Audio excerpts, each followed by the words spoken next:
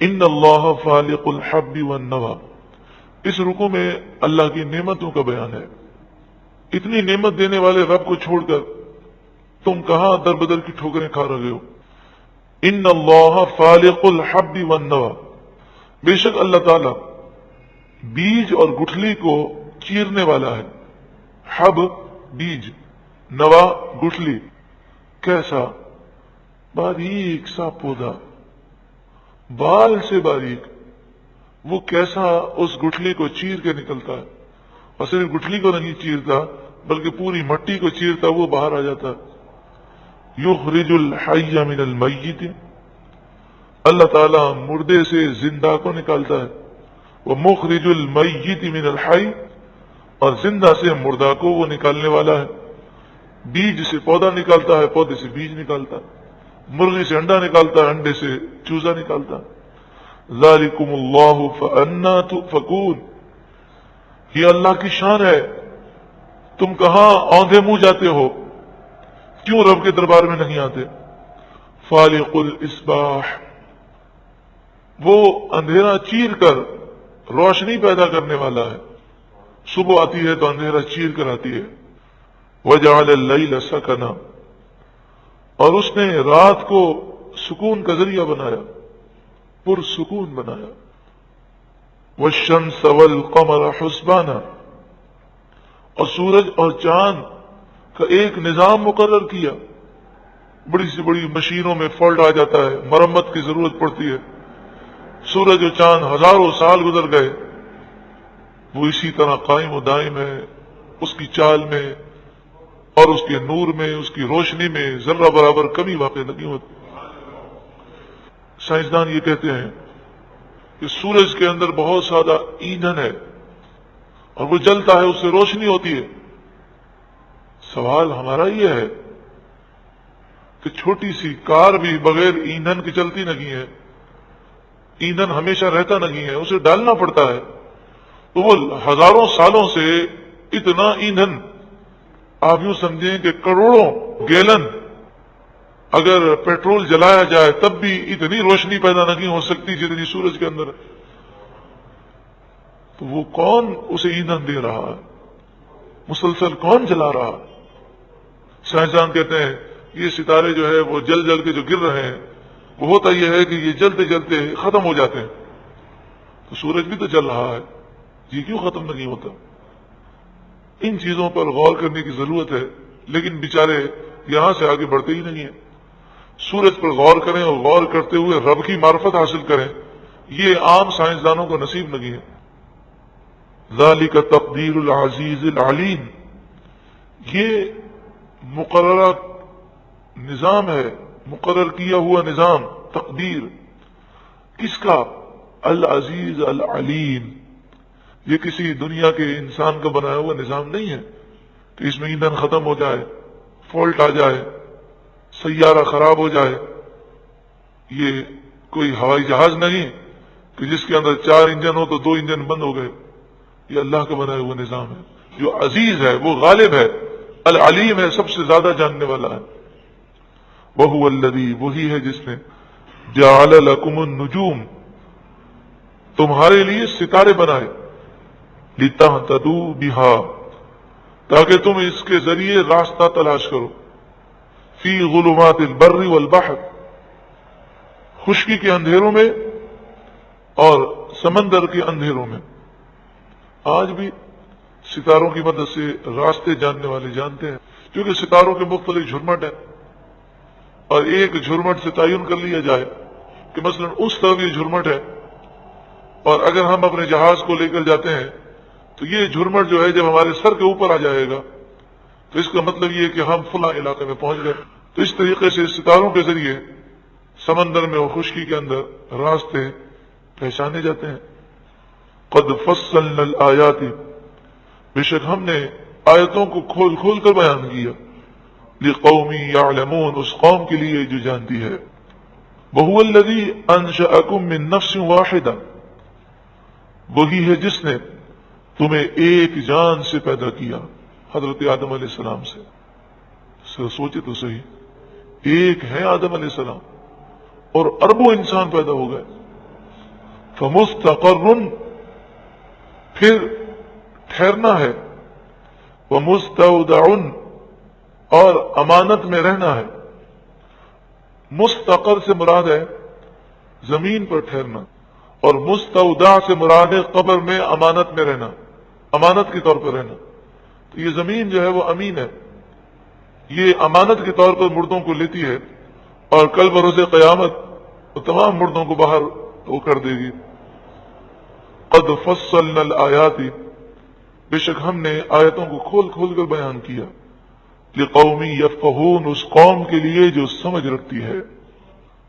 وہو الذی انزل من السماء ماء، 1400 سال گزر گئے، قرآن کے بتائے ہوئے انداز کی فصاحت و بلاغت اور اس کے زور میں کوئی کمی نہیں آئی۔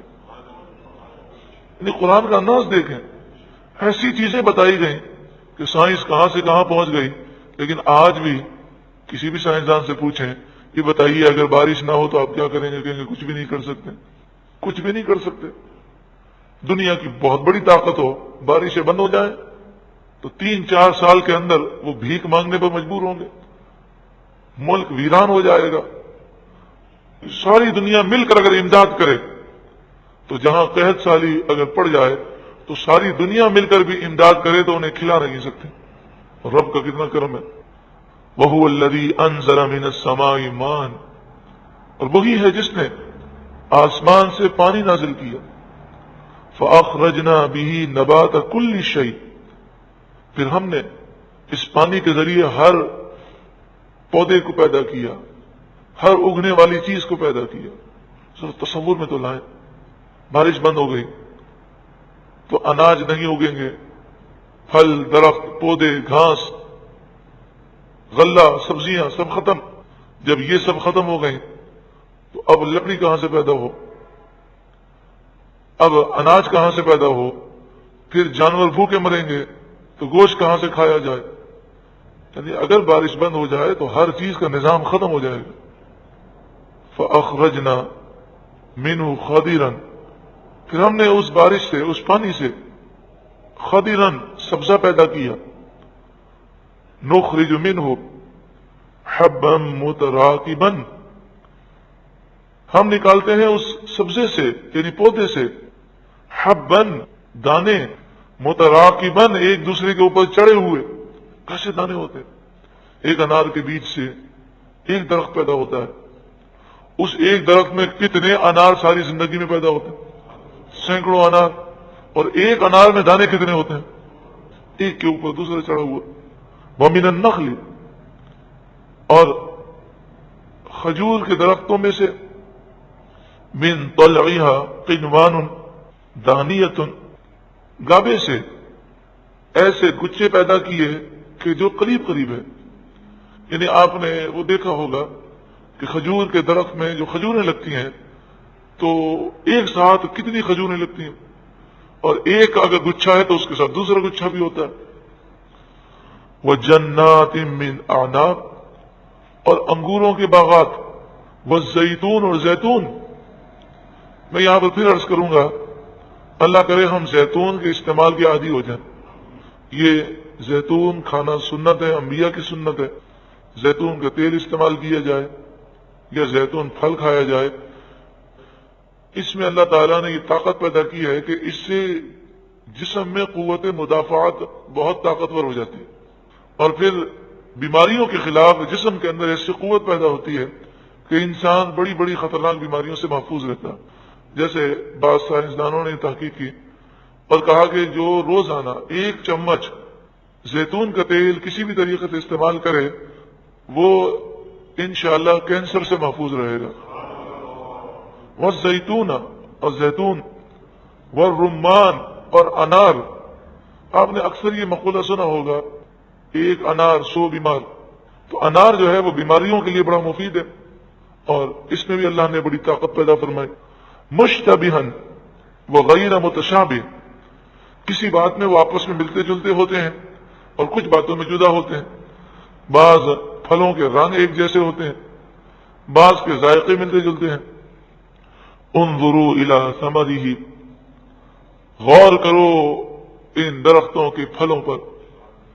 اذا اثمر جب وہ پھل پک جائے، وینعہ جب وہ اثمر پھلے، وینعہ اور وہ پک جائے، تو جب وہ پھل پک جائے اور وہ پھل جب نکلتا ہے درخت پر تو اسے غور تو کرو کہ وہ درخت کہ جس کے اندر پتے ہی پتے ہیں، اس کی ٹہنی کو چبا کے دیکھیں تو کوئی آم کا ذائقہ نہیں آتا، سیب کے درخت کی ٹہنی کو چبائیں تو آپ کو سیب نہیں نظر آتا۔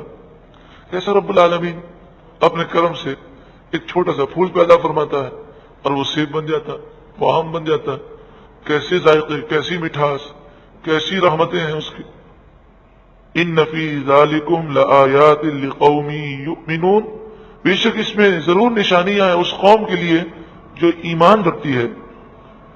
وجعلوا للہ شرکاء الجن، اور انہوں نے اللہ کے مقابلے میں جنات کو شریک بنا لیا، جنات کو وہ خدا سمجھنے لگے۔ وخلقہم، حالانکہ اللہ نے جنات کو پیدا کیا، تو جنات خدا کیسے ہو سکتے ہیں؟ وخلقوا لہ بنین وبنات بغیر علم، اور انہوں نے جہالت کی وجہ سے اللہ کے لیے بیٹے اور بیٹیاں بنا لی، اپنی طرف سے انہوں نے تکے مارنے شروع کیے غلط کہ اللہ کی بیٹیاں ہیں، بیٹے ہیں۔